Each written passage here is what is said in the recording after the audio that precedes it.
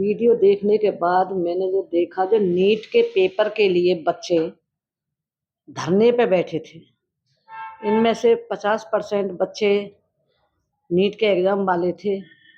बाकी तो सब शो पीस बन के आए थे।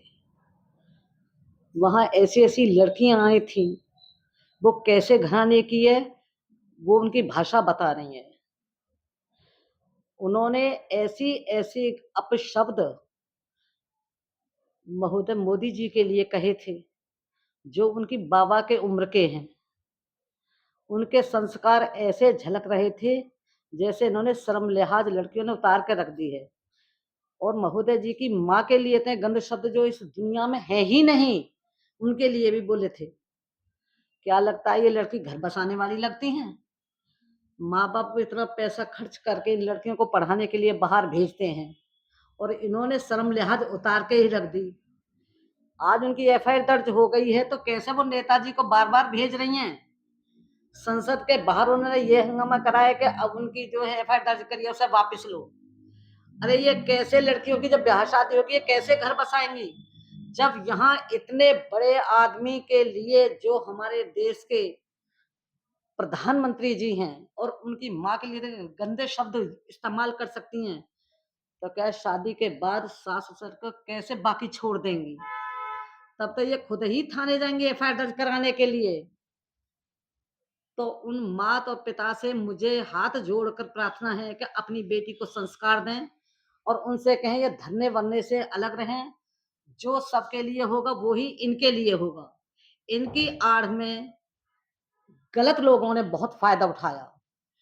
इन्हें देख देख के हंस रहे थे।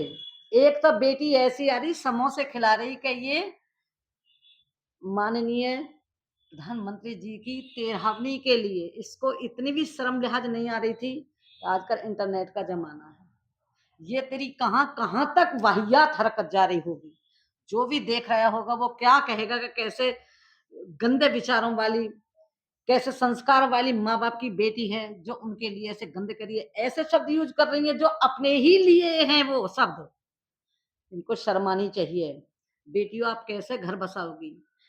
मेरे इरादे से तो ये सब देखते हुए माँ बाप को अपनी बेटियों को हॉस्टल में भी भेजें, तो लड़कियों के हॉस्टल में पढ़ाने के लिए भेजें। और ये पीजी में रहें तो इनकी पार्टनर रहें तो वो लड़की ही रहें। क्योंकि आजकल लड़कियों का ये चलन चल गया है कि आजकल बॉयफ्रेंड जरूर साथ होते हैं। वो देख देख के हंस रहे थे, और ये ऐसे गंदी गंदी गालियां वहां दे रही थी। ये पढ़ी लिखी लड़कियों के नियम है। अरे वो तो कॉकरोच वालों ने फायदा उठाया, तुमने क्या फायदा उठाया?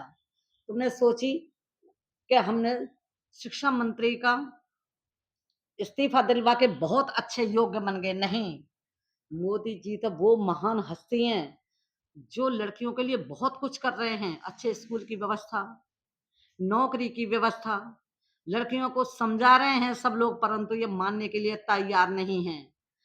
क्या ये माँ बाप की इतनी इज्जत का ख्याल नहीं रखती हैं कि जो हम आज वहां बोल रहे हैं गंदे शब्द, छोटे छोटे कपड़े पहन के, क्या नौटंकी करने गई थी वहां? अपनी पढ़ाई का प्रचार करने गई थी कि हम ऐसे पढ़े लिखे हैं? तो बेटियों तुमको शर्मानी चाहिए। कम से कम ऐसे धरने पे तुम ना ही जाओ तो अच्छा है। वहां दिखावा ज्यादा किया गया है, और काम तो उतना ही होना जितना होता है।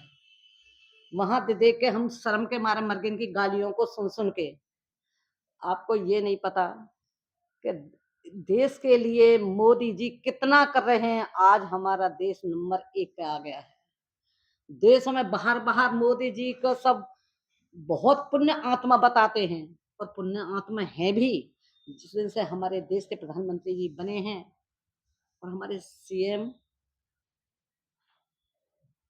आदित्यनाथ जी, इन्होंने भी हमारे देश में पुण्य लुच्चे लफंगों को सबको भगा दिया है।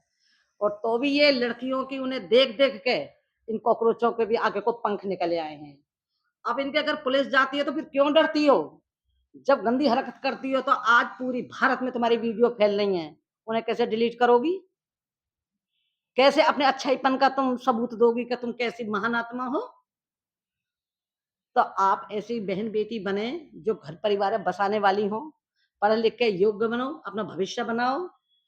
ऐसी गंदी हरकत न करें जो देख के हम औरत जाति भी शर्म के मारे निर्लज्ज हो जाएं। क्या कहेगा कोई? हम शर्म में मर जाते हैं। क्या कहेंगे जी औरत जाति ऐसी होती है, अपनी चीज़ को बखान रही हो तुम।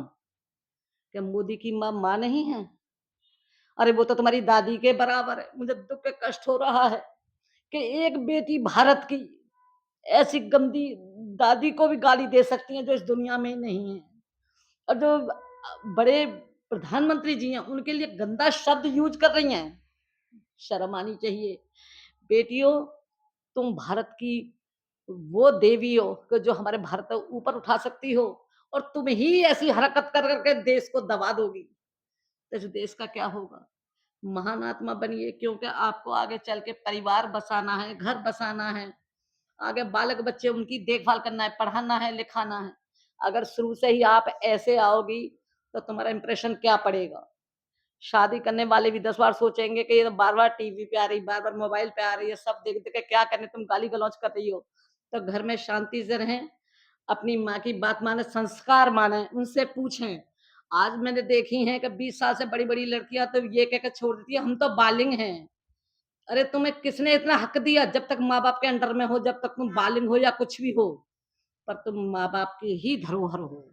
माँ-बाप कोई नहीं चाहता कि हमारी बेटी सबके सामने नीची गर्दन लेके खड़ी हो जाए।